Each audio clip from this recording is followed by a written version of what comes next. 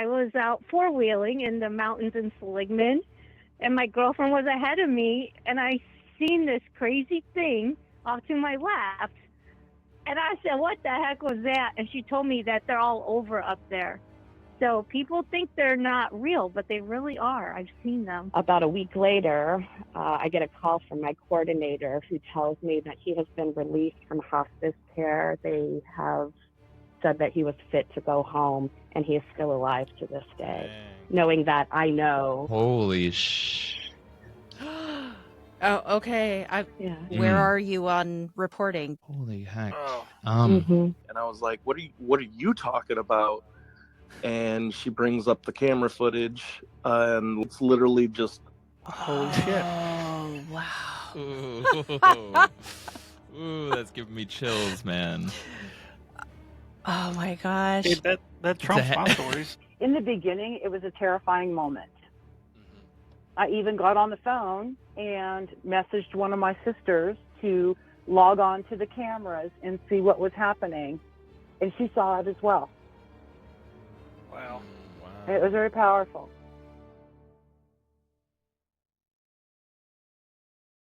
Hey everyone, before we launch into our deep dive into the Palmyra Atoll murders, Joey and I wanted to take a moment to share some of our favorite highlights from another show that we're a part of called Beer, Booze, and Boogeymen, which takes place the first Saturday of every month at 7:30 p.m. Eastern.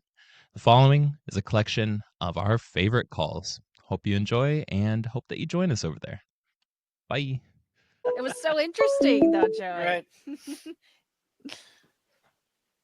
Hello. Caller, I'm calling to ask you if you guys believe in the Bigfoot or the Jackalope. Well, we just talked to Bigfoot, so. We Yeah, now we- believe in Bigfoot. You talked to Or Bigfoot. Jackalope. He was on the Okay. show. He was just on the show, but Jackalope, that's an interesting one. What is the jackalope? Can you describe it to us? It's like an antelope rabbit. Yeah, I Can think be it's like- probably 3 to 4 feet tall. Has antlers. I've heard of it. You mean, you can look it up. They're real. Have you seen one in them? Seligman, Arizona. With my own eyes, yes. I was out four-wheeling in the mountains in Seligman, and my girlfriend was ahead of me, and I seen this crazy thing off to my left. And I said, what the heck was that? And she told me that they're all over up there. So people think they're not real, but they really are. I've seen them. Whoa. What did you think to like try to get a picture and maybe it was too fast, or did that even occur to you, like cross your mind? I didn't even have my phone on me, and this has been like probably over 12 years ago. So I wouldn't even have had a phone back then because I was slow to technology. Do you think they're like some kind of scary creature, or do you think they're just some kind of creature that's just around there? Do you think they mean harm? Oh, not harmful, no. Oh, it's just kind of scary because I'd never seen anything like it before. No, they didn't seem vicious. So I've obviously I've seen the the taxidermy Frankenstein jackalopes, right? That's like kind of what made them popular. Did they look anything like that, or was it like, nah, they didn't get that right at all? Well, I can't say that I've seen a it didn't look like a Frankenstein at all. I haven't seen their taxidermy of a jackalope. I'd have to see a picture. So, they're pretty common at some of the more rural bars in the Southwest. I've seen them at dive bars in the Southwest. They'll just have a fake jackalope, obviously, where a local taxidermist has taken a rabbit and taken antelope horns or deer horns or small horns or whatever and put them on it and call it a jackalope. Pretty close, pretty accurate, I would say. They're just a lot bigger than a regular rabbit. So, yeah. Okay. Well, I'm going to call on out of here. All Well, right. thank you. Well, thank you for so that. much. Hop away. Have a good night. Honestly, I think that could be a real thing. I mean, there have been a lot of rabbits with deformities that happen and that have grown bigger. Hello, you are live. Can we get your first name and where you're calling from? Hi, my name's Tim. I'm calling from Northwest Ohio, As too. is tradition. Ohio, man. Haunted. Isn't that where you're from? That is actually, yeah. Technically, I'm from about a mile and a quarter from where you live right now. Because I got your IP address, Tim. I know where you live. I'm just kidding. Oh, shit, I'm leaving. Tim is my brother-in-law, awesome human being, and I asked him to call Hell yeah. in with a story that I remember he told me years ago. He's told me this multiple times. It's always been identical. And yeah, I am very excited for Tim to share this story with y'all.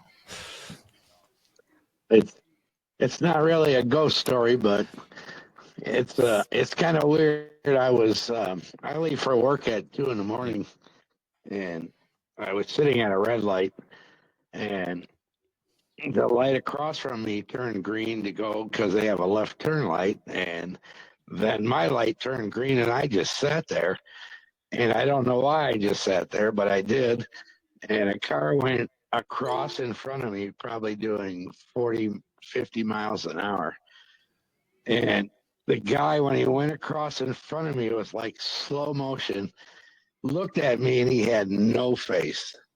And it was like, what the hell? First of all, why did I just sit at this light? And then why did this guy go in front of me with no face when he looked at me?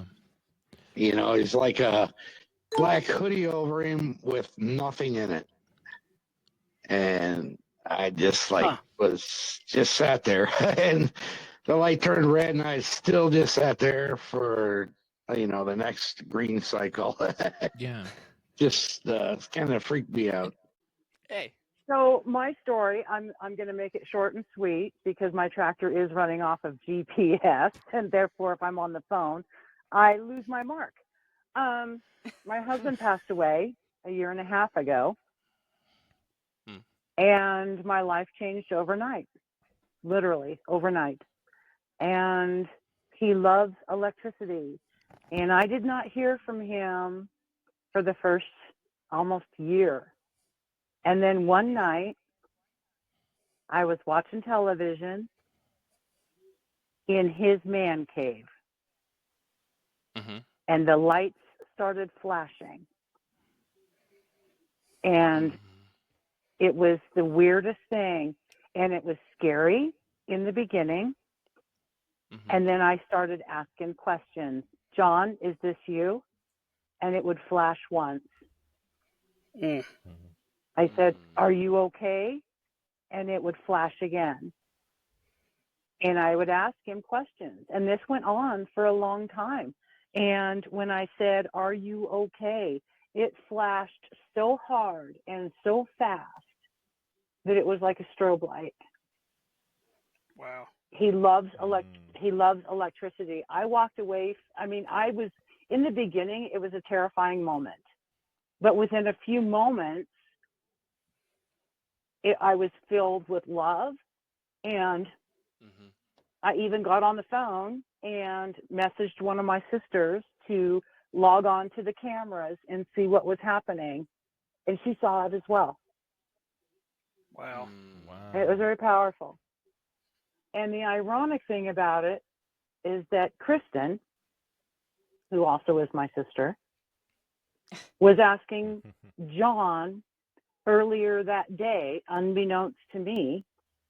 She was in her car and she pulled over and she said, John, Beth could use you right now. And I don't know what conversation they had, but that night it was just crazy. And I have it, there was witnesses, and it's happened. It's never happened in that room again, but it did happen in my bedroom and in my bathroom. and there's nothing wrong electrically. The bulbs are good. I've had electricians in there. Everything is fine, and it's never happened again. Yeah. Yeah. But he Yeah, I also remember. played with Kristen's lights one time in her car. He loves playing Three with lights. times. Three times. Yeah, he does love his lights. Yeah. He Yeah. loves his lights. Before you're Her and I have had these discussions before, and I'll have to fill y'all in later at a later date on a bunch of stuff, because I think everybody in this family has heard from him at one point, but that night, I remember that night being just significantly. It was just significant. It was definitely him. It was him. Yeah, And we all reached of out my to her when sisters he needed. all of my sisters have heard from him because he loved us. I mean, it was kind of a standing joke in the area that he had a harem because I have so many sisters, and he loved my sisters, just loved my sisters, called them his ladies. Yeah. Sounds like he was a damn good man. Like to be He was married into the family. Right. And to be loved that deeply. You know? Yeah. And he was a strong, silent type. But words were few, but they were very meaningful. They were mostly through Morse code. All right, troops. Absolutely. All right, sister. Thank you. I got to get back to tractoring. All Bye-bye. right, don't lose your place. Bye. Good luck. Bye. Thank you.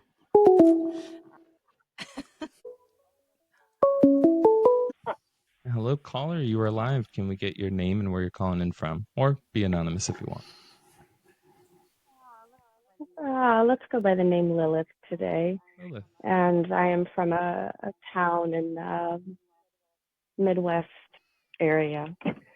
It's interesting you bring up the haha you just had, because I myself am a hospice worker, and I have been doing it for several years.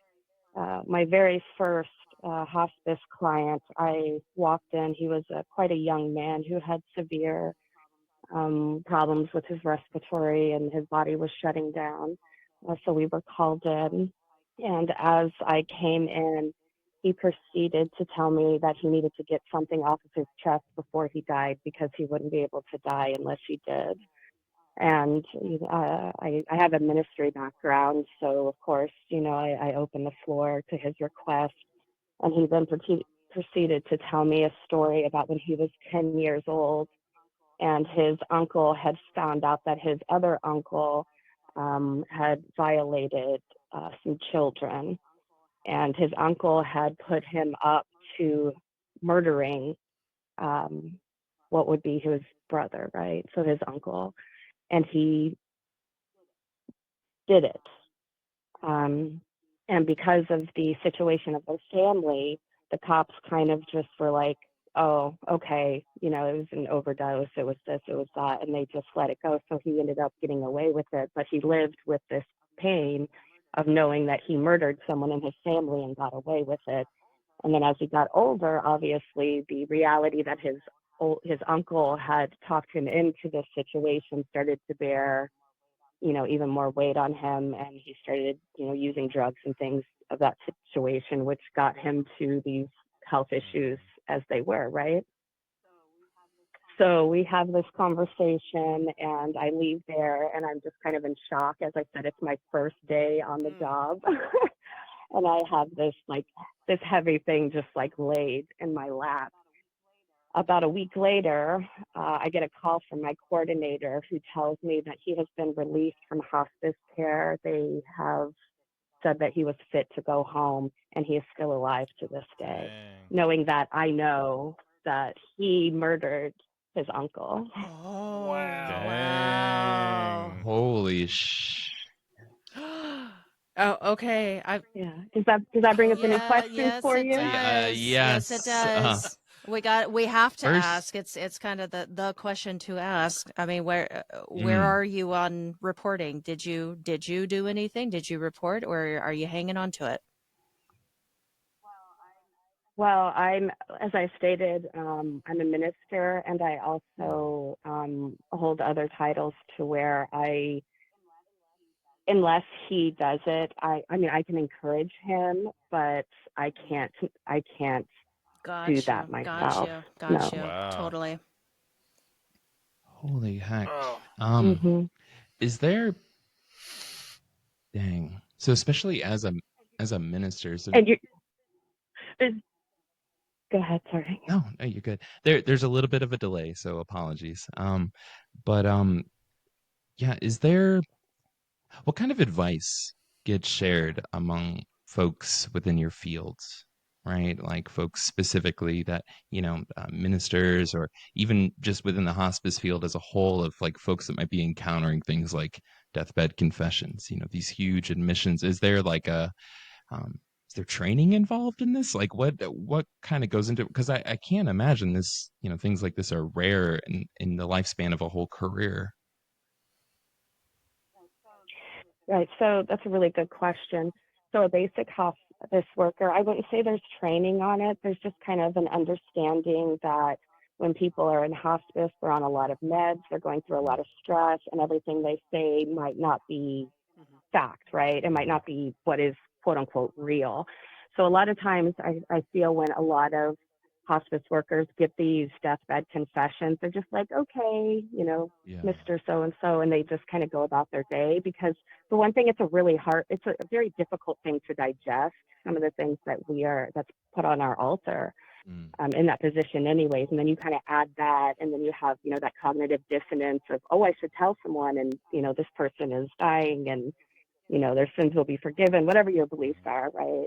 But as a minister, all I can do is encourage them to seek God and to allow that space for the physical part of man's law to work through that aspect of God.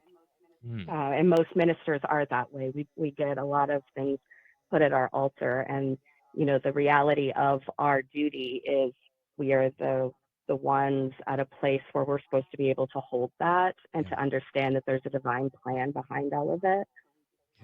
So we just kind of encourage forward as we can.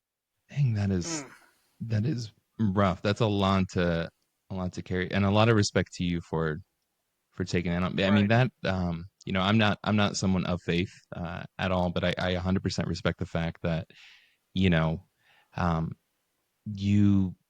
you're really making yourself a vehicle for your faith. You're allowing to practice. You're applying forgiveness, almost, in a sense. Like you're helping to aid in the process, if that makes sense. I don't know how to phrase this, but that's such an intense moment to be catching confessions and admissions, and like the mixture of emotions that has to be involved in that, because you go from hearing things like this to, I'm sure many times folks actually passing, and then also having to console family, maybe with the thoughts of what the person just admitted still in your mind. Like that's a hell of a responsibility. That's a lot of respect to you for that. Yeah. And I want to say thank you for offering this space, because because of my work and my thing, I have held this for a really long time, and it's not even so much these things happen, and then it's like when they stay alive, there's this whole human aspect to it, of like, oh, this person knows that I know this thing about them, right? Yeah, that could make for some awkward. Some awkward instances at the post office, just being like, "Oh, hey, haven't seen you in a while." Oh gosh, especially if he you just stay out of that town, right? What are the chances? What are the chances that he'll wind up back with you when it is his time? Ooh, you just gave me God bumps Oh with no. that question. I didn't even consider that as an option. Sorry. And if it is, I guess we'll just be sitting there, and I'll just have to start with a prayer. You know what I mean? I hope he doesn't come in with being like, Mhm. all right, so I know last time was heavy, but something new happened. You'd be like, no, okay. Step up. Jeez. You thought the last time was a wild ride. What's this? Yeah. I don't even like the Godfather movies, and I quit. I quit. Leave the cloth. I'm out of here. It's absurd. Lord, you are testing me. And like you were, right? And I can't really tell who's talking by the screams, but whoever was mentioning about holding with these people. And the reality is too, regardless of the title of minister, looking at that situation, he was a 10-year-old boy when that happened. You know what I mean? Yeah. Like, I always have so much reverence for people who work hospice work, because it's this the finding the humanity in all these parts that are just seemingly unattractive, but they're real. That it's really real moments. And hospice people just have this really beautiful way of kind of bringing a beauty to that transition. So yeah, I appreciate you guys having this line open and kind of offering the space, because I would have went to my own with this on me, and it feels nice to just kind of let it out there a little bit. So in you would a have reached up to anonymous your hospice way. worker and been like, I know someone that murdered somebody, and you just give the deathbed confessions of other people each Just time. pay You it- just pay it actually hold forward. on. No. It's You just are been burdened with this one now. murder confession for thousands of years, just passing around like a monkey's paw. Is there? That'd be the worst paying it forward ever. Yes. What? What's the? So especially around like hospice, have you heard any from other folks? Maybe even like stories where you you heard it from, I guess, like a peer, coworker, your acquaintances in the field, and even if they didn't believe it, and we can always lighten the mood here. What's the funniest deathbed confession you've heard?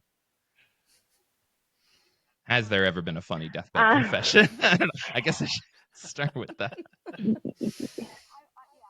I would say there's a lot of what I would consider humorous deathbed confessions, because there's things that we genuinely believe in our lives that are like really, really bad, and we'll like carry that shame for like our whole lives. And the funniest one was quite recently, actually.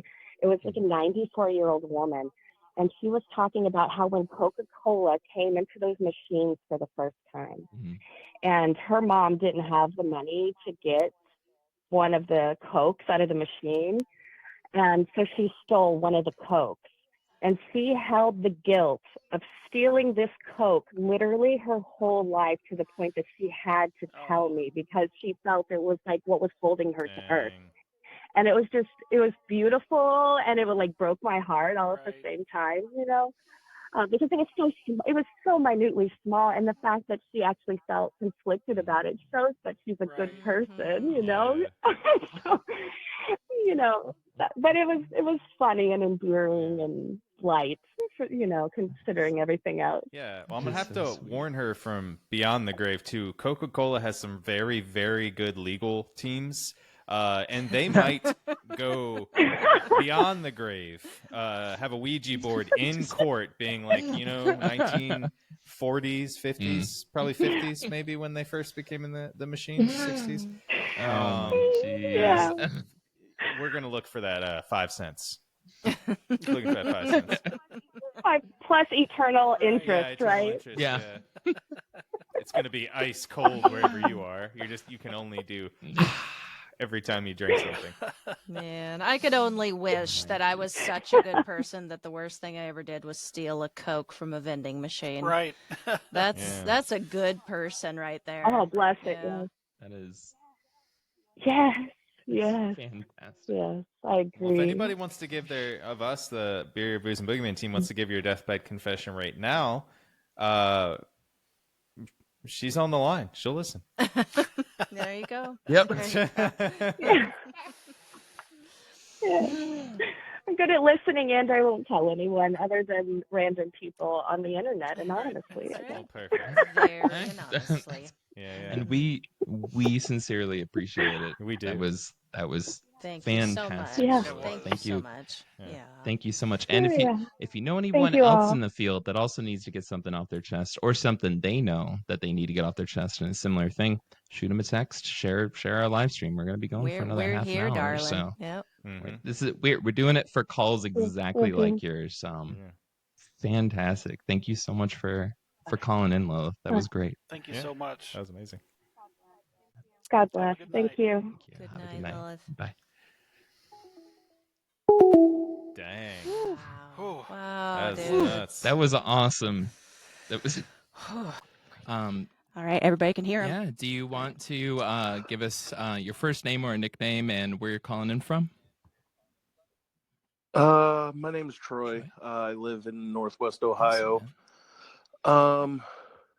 I was working in 2012 in a Dollar General as a manager, and we had another manager at closing time, and we were closing down the store. The front doors were already locked, and everything seemed to be going pretty normal. I had heard walking around one of the food aisles, so I go down the aisles and I just kind of like do little checks and whatnot, and I see like this got to be like about 4'10" little old lady, and I was like, ma'am, the store closed already, I can let you out the front if you need to. And it just seemed like she wasn't hearing me, so like I'd kind of like speak a little bit louder, try to get her attention, and it eventually got to the point where I had to like go up to her, and I got super close to her. Just looked like a normal old lady, probably like 60s, 70s, somewhere around that age. And I started having a conversation about how the store is closing and how she needs to leave. And I was just like, if you're not going to be long at all, I'll ring up your items. And then I'm starting to get like a notification on my little like walkie-talkie that my manager is telling me to come to the office extremely quickly. It's an emergency. And I was just like, I can, if you want to bring up your items to the register, ma'am, I can ring you out here in a bit. And I go back into the office, and she's like, what were you just doing? And I was like, there's a little old lady still shopping out here. And she's like, what are you talking about? You literally were just talking to like nothing. And I was like, what are you talking about? And she brings up the camera footage, and like it's literally just like starts with me like kind of like looking down an aisle and like talking, and there's nobody on the camera the entire time that I was talking to this lady. Holy shit. Oh, wow. Ooh, that's giving me chills, man. Oh my gosh. It did me too. That trumps my stories at my Dollar. Well, I don't work at a Dollar General, but close enough. That's awesome. Damien, do you have any follow-up Wow, what an questions? I know I got some incredible questions about that, like, or just some comment. Like, so was there a long history of things like this happening? Like, did you come across anybody else, like over smoke breaks or anything like that, where you're, how much did you talk about this afterwards while you were working there? And was there any rapport from other folks about similar events going on? We had like no idea anything like this happened. The manager that I like caught me talking to an empty aisle, she had been working there for about 5 years before that.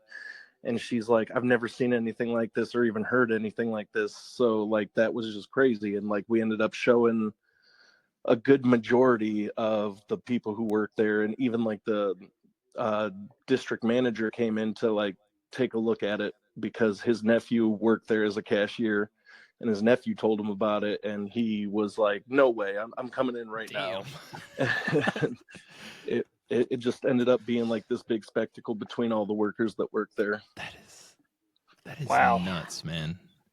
That is nuts. Have you had any other experiences like this, like like, are you going through life with like Damien style a magnet towards paranormal things, or like, was this kind of like your one and only like real intense experience? Actually, I was I want to say like the last 17 years or so, I've been a paranormal investigator with Nice. DAPR up in Northwest Ohio. A little thing that my godmother had put together, little ghost hunting group, and we've done a whole bunch of stuff throughout the state of Ohio. But yeah, just a really long history of being able to see and experience these types of things. Damn. Well, that's amazing. You are live. Can we get your first name and where you're calling from? Hello. This is Bob. I'm calling from Texas. Bob. Hello, Bob. Oh, cool. Thanks Hi, for Bob. calling Welcome. in. Bob with Bigfoot Club. Oh, hey. Heck yeah. Thank you for calling in. What's going? Nada. We are collecting stories. Okay. I got one. I was the former Bigfoot researcher for Texas Bigfoot Research Center in the late 90s, early 2000s. And when we first got our website up and going, our goal was to get like stories like at least sighting reports in Texas, but we ended up getting them like nationally.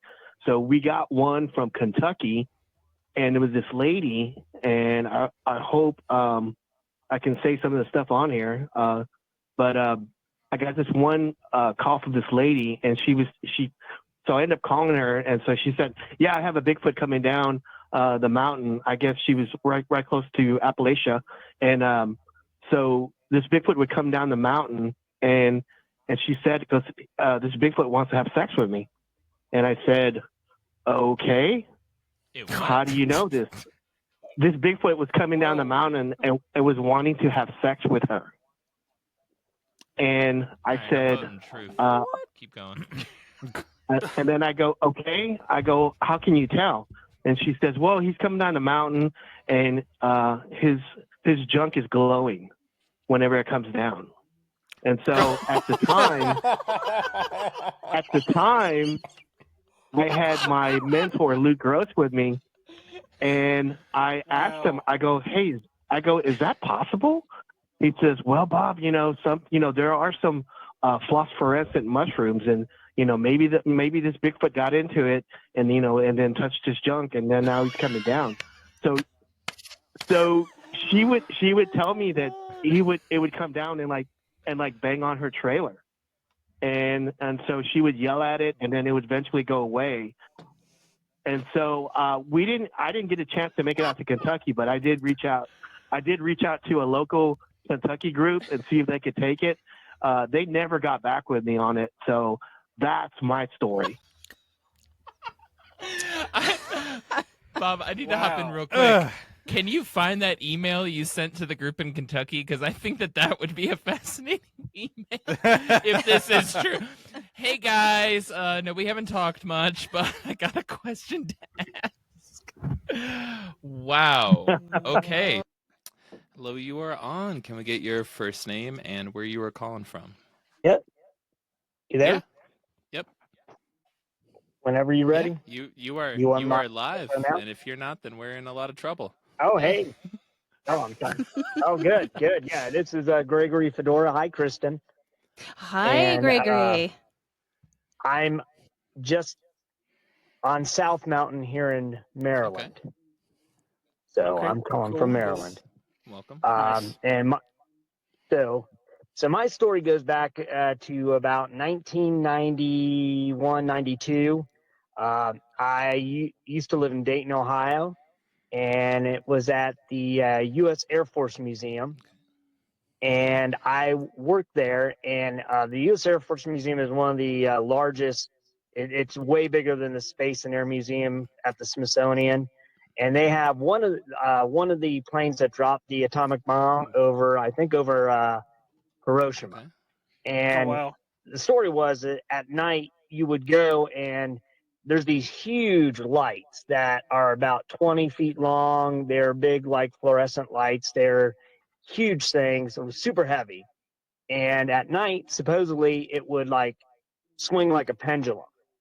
And I was kind of friends with like the security guards who were actually MPs for the Air Force. So they're like legit like dudes who were tough. And, you know, I got to talking to them and they were telling me about it. And these guys were like, you know, they thought they were badasses all the time. So, but they would not patrol at night because they said all this weird crap happened because all these like airplanes were like from World War II, World War I. Some had been in crashes. Some had people died, you know, during the war in them. And, but I was fascinated by it. And, one evening there was a big event and they had like all these people there and I volunteered to work because I was like kind of hoping I'd get to go in the back and see some stuff at night. And near the end of the event, one of the guys came up to me and said, dude, you want to go check out the thing in the back? And I was like, oh yeah, let's do it. And so we go walking around and we went around the corner and I look up and no lie, like that light was swinging like a pendulum.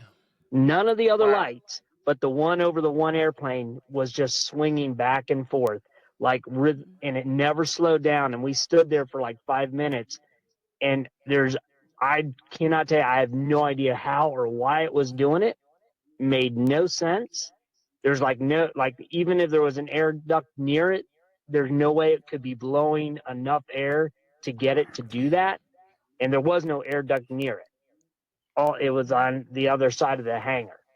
And it was like, blew my mind. And he was like, you want to go back in there? And I'm like, no, I don't want to go back in there. Like, I was like, I don't want to know what else is going on in there.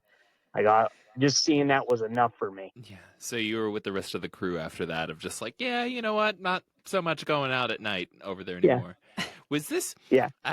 Yeah, exactly. Like now the guy that went back there with me, he had like other stories that he had told me about. And that's why he was wanting to see if I wanted to go there. And one of his stories was, and the reason he quit going was at first he was all about, yeah, I'll go. I don't care. And as he was patrolling, he went around the corner and right next to that big bomber was a B-17 bomber.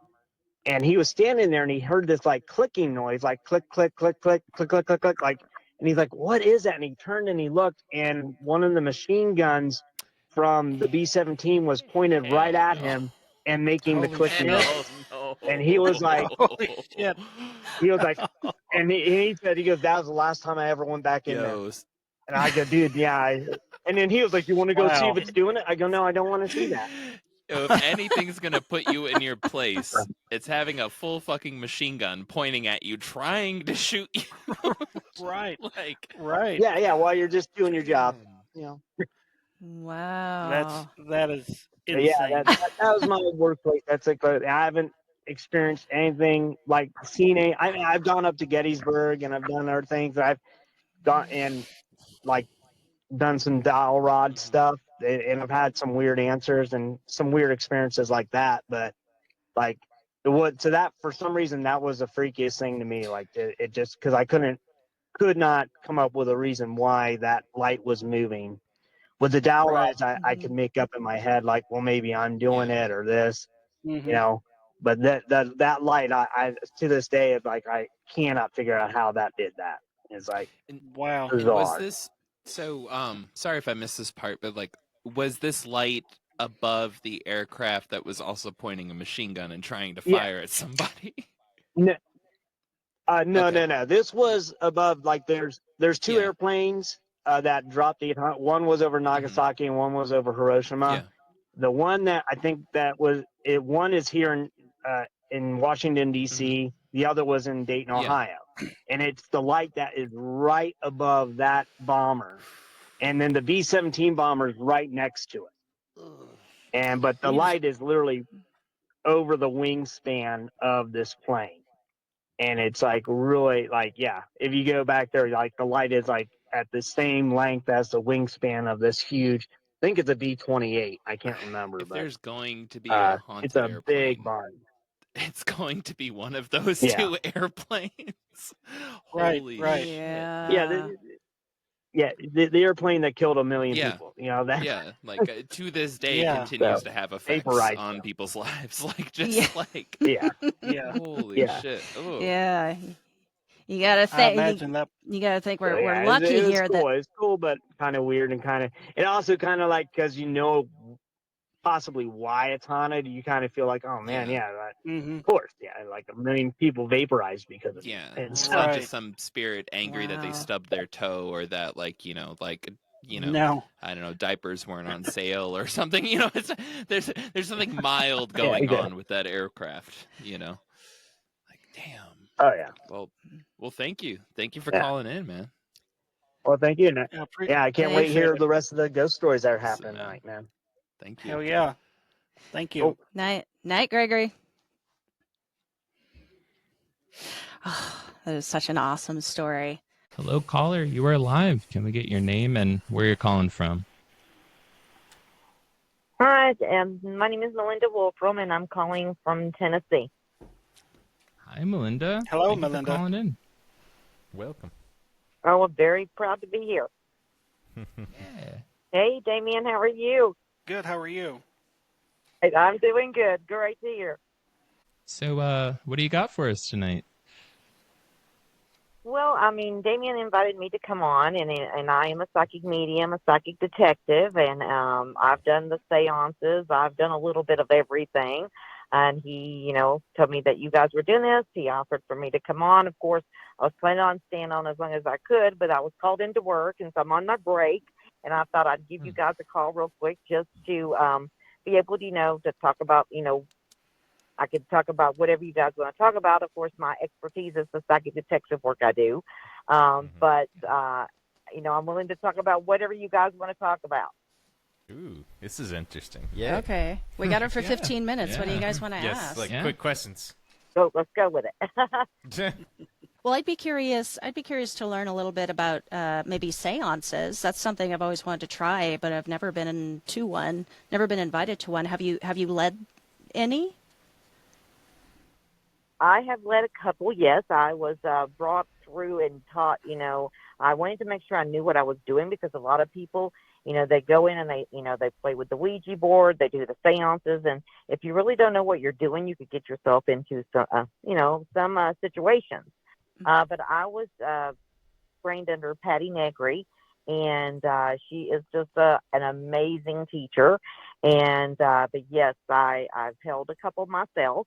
And, I've done the tipping table. I've done all of that stuff. So, the seances is something that I really, really enjoy doing.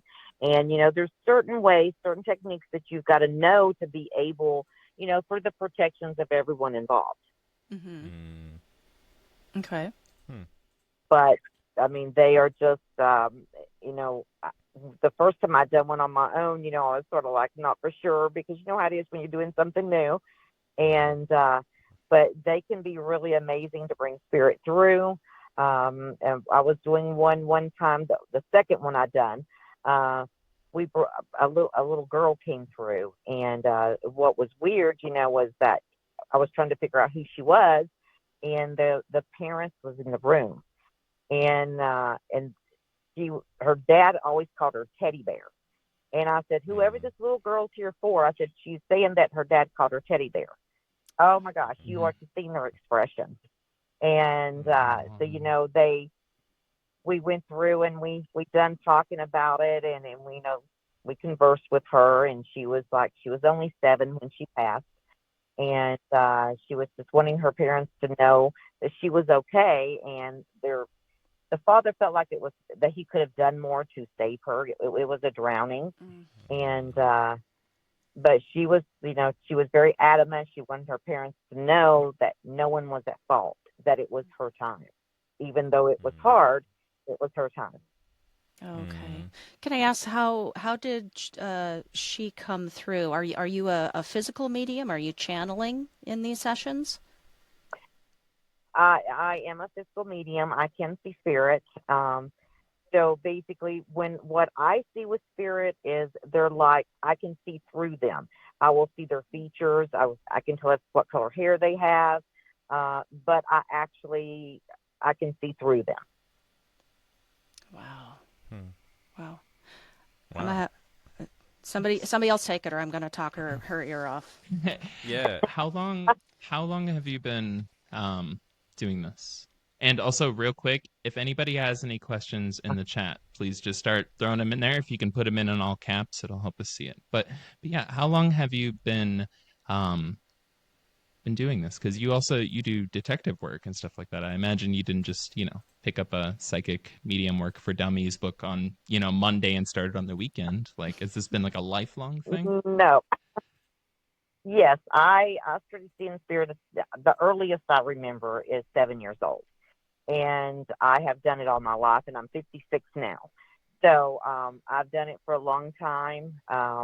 It was well, I had 2 near-death experiences, but there was the incident when I was in school, and it was 7 years old, and we were in class, and it was a Monday. And the teacher was standing up there, and she said that, one of our classmates had been in an accident over the weekend with her parents, and she had died in the accident. And I'm like, no. I'm like, Stephanie, she's at her desk, because I could see her. And the teacher was like, no, Melinda, stop that. You're upsetting the other students. And I'm like, I can see her. She's at her desk. You guys don't know what you're talking about. And so it was...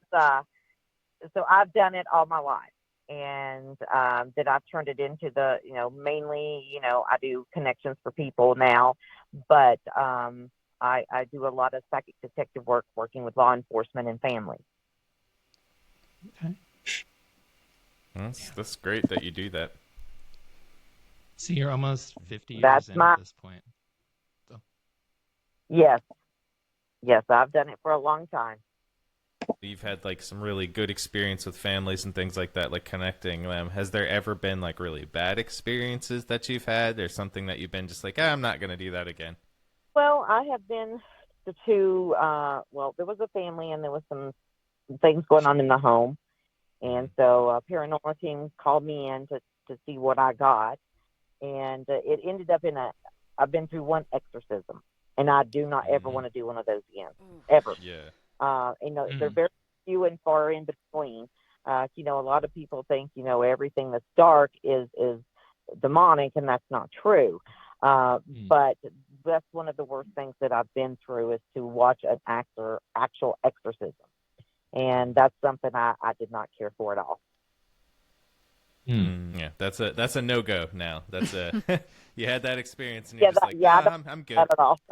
Do you still get calls? Somebody's yeah, like, hey, if I'm really, really needed on something, I will never turn nobody down, even if, it's something like that. But I try to stay clear of that. What would you recommend to folks, newbies to Ouija boards? What's your take on Ouija board?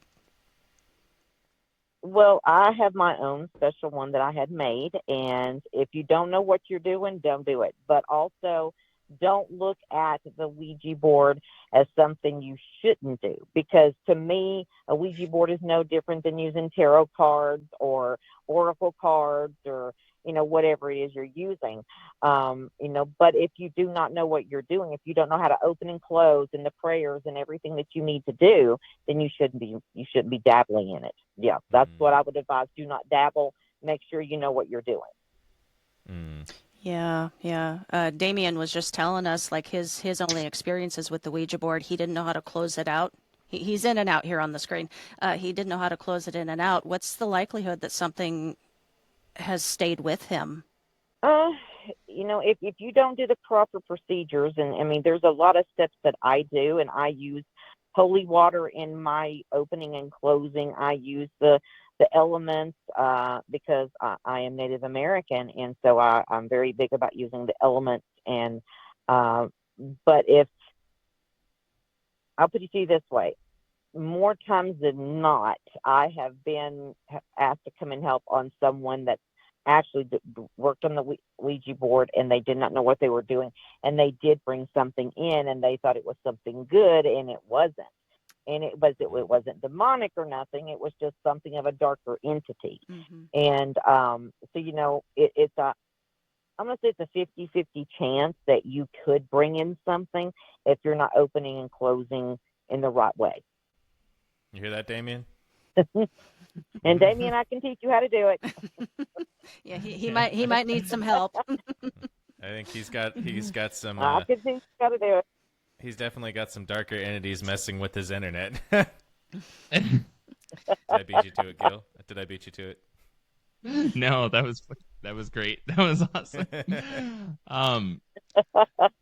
This honestly does explain so many things about how like D-Boost is like constantly being plagued by just like random knockings and crap and things falling down, and he's sending us these videos and stuff like every single day. Like at this point, it's just like hours of highlight reels we could put together from like our group chat. So this explains a lot. This is also why you don't fuck with shit you don't know. That was the survival advice I was giving just before you called. Yeah. I love it. God, I'm like, I don't know if y'all are too, but I'm just kind of like overwhelmed. I was expecting like one or two little stories, but it's like, oh no, I'm a full-blown professional. I've got 50 years of, and I was just like, I know. If I had an freezing hour, up. We need more time. An hour with you, Melinda. Oh my gosh, I would talk your face off. So, well, girl, anytime. I'm open. I'm here to help in any way I can, and I love to talk too. But unfortunately, I was called into work, and I was like, oh my God, I got to call them at least for 15 minutes. And well, we really appreciate it. But anytime, you've set the bar high. Anytime at all. Awesome. And we do, if you have just a minute and a half left for one more question. Mm-hmm. Thank you. Sure. So yeah, question coming in from the chat. Two things. Wondering if she ever had a bad experience, and the other question is, how does she suggest I learn how to use my tarot cards safely? Two different questions. Feel free to grab either one or just ignore both. I don't know. Whatever you want to do. Okay. So, what was the first one? It was wondered if she ever had a bad experience. It was coming from Tim Buckles. Yes. I had went with a paranormal team and to a house that was having a lot of activity, and I kept going down to this lake area, and then 3 days later, after it was all said and done, and my kids were talking to me, and they're like, "Mom," and I looked up and what, and they're like, "What are you talking about?" And I'm like, "What do you mean? What am I talking about?" And they're like, "You were talking about stuff we have no idea what you're talking about." And so then I had to call my medicine man, and I had him to come over, and I had an entity, a spirit that was trying to, what I call, how do I say this? Was trying to blend with me. So, so that was not a fun thing. It took about a week to get that taken care of. Of course, I had thought I'd done everything appropriately, and I had not. And this is back when I was first learning about, going on to with teams and helping them. But now I know what to do, and no, that will never happen to me again. And that was like when I was in my 20s. And as far as the tarot question, I do hold classes. I teach a lot. But, one of the things, the first thing I would suggest for anybody starting out with tarot is to make sure that you do an opening prayer and a closing prayer and ask for protection. And, if you use God, I use Creator, because like I said, I'm Native American. It's whatever you see as far as the higher being, and, ask for protection. Gotcha. That's what I do. Okay. Do you hold your classes on via Zoom or Patreon or YouTube or anything like that? I do hold it on Zoom. Okay. So yeah, I do that. I make my own essential oils. I do a little bit of everything, guys. Cool. Awesome. Well, thank you so much, Melinda. We're not going to keep any longer. We know you got to get back to work. We're going to get all your contact info from Damien on the other side and let you get back to it. But we really, really, really appreciate your call. That was awesome. Yeah, for real. I don't know if you can hear me, but thank you for calling. I enjoy it, guys. And like I said, anytime. And Damien, thank you for inviting me on. And just like I said, I'm here to help, and I'd be honored to come back on. Absolutely. Yeah. Awesome. Plan on it, girl. Plan on it. Okay, girl. I will talk to you guys soon. All right, Melanie. great Have a good night. one. Bye. You too. Bye-bye. That was awesome. Wow, dudes.